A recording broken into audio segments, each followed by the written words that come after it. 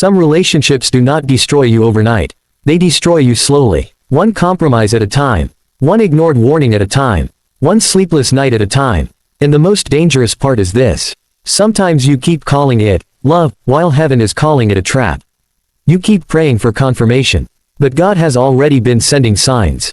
You keep asking for peace, but your spirit has already been screaming. You keep imagining the wedding, while God is trying to save your future. Because not every relationship is a blessing. Not every connection is divine. And not every person who says, "I love you," has the capacity to protect your purpose. There are people you can date and recover from. And there are people you marry and never emotionally return from. That is why this message matters. Because heartbreak can heal, but a wrong marriage can break years of your life. Listen carefully. Sometimes the greatest act of love is walking away before vows are exchanged. Sometimes obedience to God feels like loss before it feels like freedom. And today, you may finally understand why heaven has been disturbing your peace. There are relationships that look good in public but are rotting in private. Relationships where everybody claps for you, but your soul keeps crying when nobody is watching. You smile in pictures, but deep down, something feels wrong, and you cannot explain it. That feeling matters, because God often warns before he removes. He whispers before he shakes things apart. The Bible says in Colossians 3:15, "Let the peace of Christ rule in your hearts." Notice that word, rule. Peace is supposed to lead your decisions. Not fear, not desperation, not loneliness. Peace. And if your relationship constantly produces confusion, anxiety, fear, exhaustion, and emotional darkness, you need to stop calling that normal. You need to stop romanticizing suffering. Love should challenge you. Yes. Love requires sacrifice. Yes. But love should not constantly pull you away from God. That brings us to the first sign. The first sign God may be telling you to break up, not marry, is when the relationship keeps pulling you away from your relationship with Him. Pay attention to this. The enemy does not always destroy people with obvious evil. Sometimes he uses emotional attachment. Sometimes he sends someone attractive enough to distract you from your assignment. And suddenly, you pray less. You worship less. You feel spiritually dry. You compromise more. You justify sin more. You silence conviction more. And little by little, your fire for God begins to die. You still say you love Jesus, but your relationship is changing who you are becoming. And deep down, you know it. Listen, anybody who consistently weakens your walk with God is dangerous to your destiny. It does not matter how attractive they are. It does not matter how long you have been together. It does not matter how many memories you share. If you lose intimacy with God while trying to keep them, the cost is too high. 1 Corinthians 15:33 says, "Do not be misled. Bad company corrupts good character." Notice this carefully. The verse does not say bad company destroys instantly. It says it corrupts, slowly, quietly, gradually. That is how dangerous relationships work. At first, you notice little compromises. Then eventually, compromise becomes your lifestyle. You stop feeling convicted. You stop fighting temptation. You stop protecting purity. You stop seeking God's direction. And eventually, you wake up spiritually empty. Some of you used to feel alive in God's presence. Now you feel numb. Some of you used to pray with passion. Now prayer feels difficult. Some of you used to hear God clearly. Now your spirit feels crowded with confusion. And you keep blaming stress. But the relationship is draining your spirit. Hear this carefully. The right person will not compete with God in your life. The right person will push you closer to Him. They will respect your convictions, protect your purity, encourage your growth, and remind you who you are in Christ. When God sends someone into your life, they may not be perfect, but they will never consistently lead you away from His presence. Because God does not answer prayers with destruction.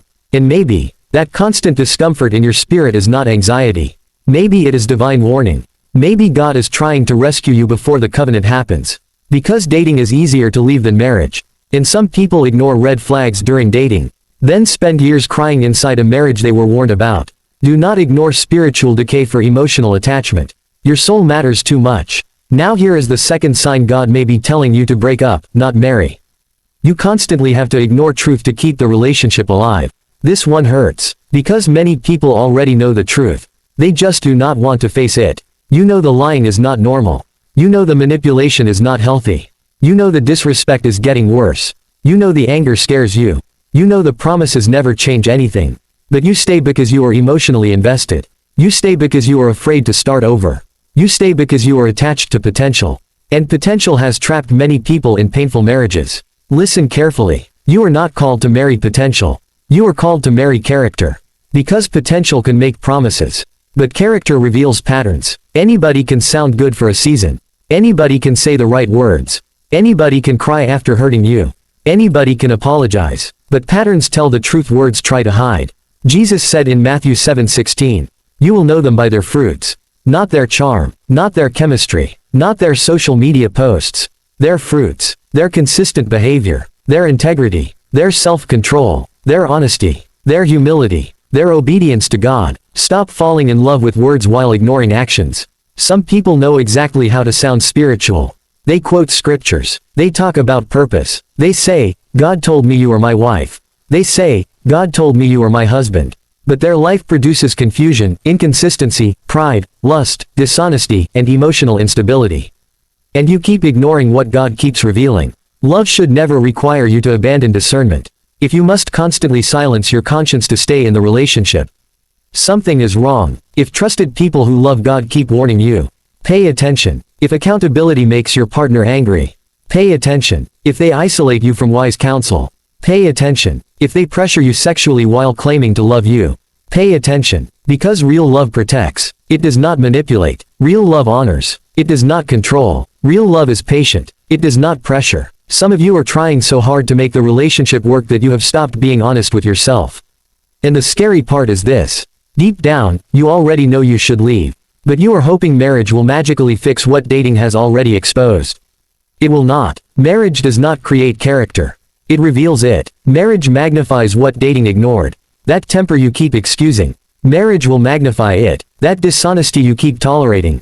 Marriage will magnify it. That emotional manipulation. Marriage will magnify it. And many people discover too late that chemistry cannot carry a covenant. You need truth. You need trust. You need spiritual maturity. You need peace. And you need wisdom. Stop trying to force what God is exposing. Because delayed obedience still produces pain. Sometimes the breakup you fear is actually the rescue you prayed for.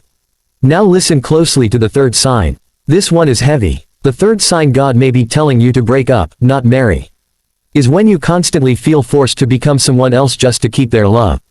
This happens more than people admit. You start shrinking yourself, hiding parts of who you are, walking on eggshells, monitoring every word, suppressing your convictions, pretending to be okay, pretending not to hurt, pretending not to notice disrespect, pretending not to feel exhausted.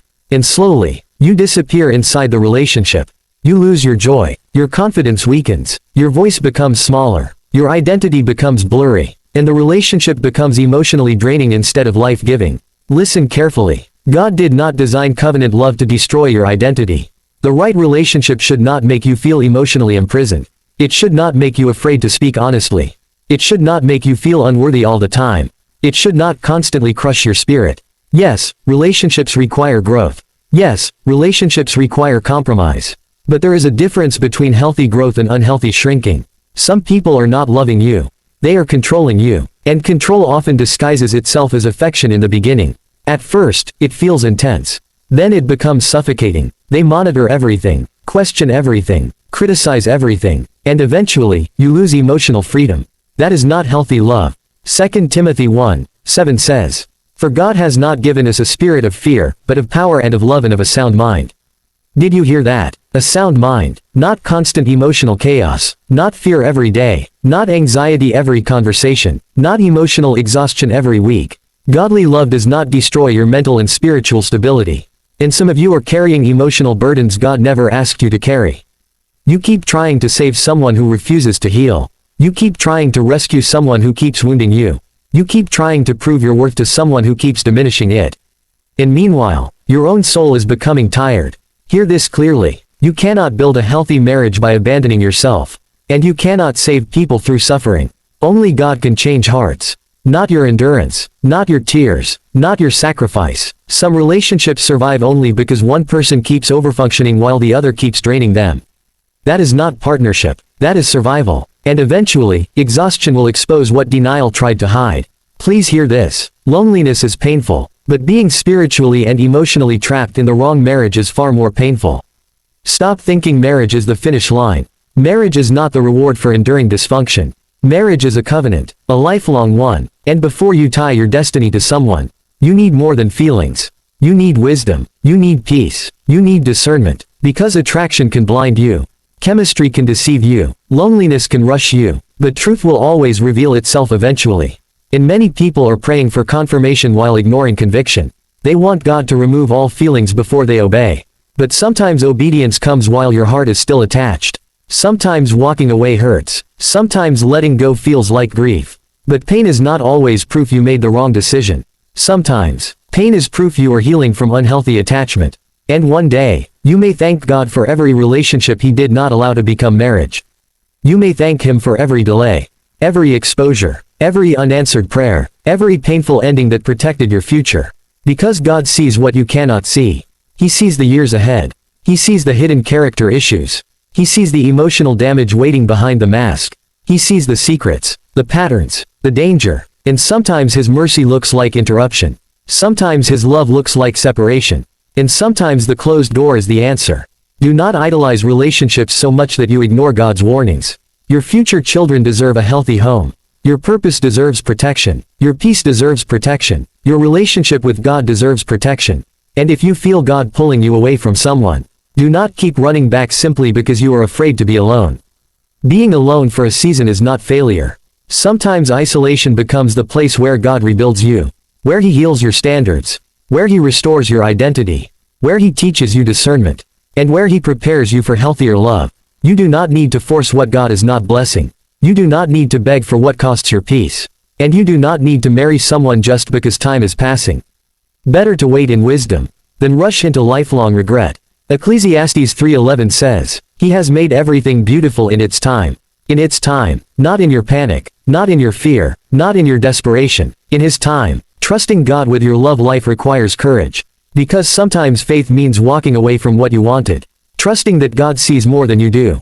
And if this message is hitting your heart deeply right now, do not ignore it. Do not silence conviction again. Do not explain away every red flag again. Do not keep choosing attachment over obedience. Pray, seek wise counsel, be honest with yourself, and ask God for courage to obey Him fully. Because peace is expensive when purchased through compromise. And the wrong marriage can cost more than the wrong breakup ever will. One last thing, do not confuse delay with denial. Just because God is removing someone does not mean He is removing love from your future. Sometimes He removes the counterfeit because the real thing requires protection. Sometimes He breaks your heart to save your life. And sometimes the person you are crying over today will become the testimony you thank God for tomorrow. So if God is warning you, listen. If your spirit keeps feeling troubled, listen. If your relationship keeps pulling you away from Him, listen. If truth keeps exposing dangerous patterns, listen. If you are losing yourself trying to keep their love, listen. Because not every relationship is meant to become marriage. And sometimes the holiest thing you can do is walk away before the altar.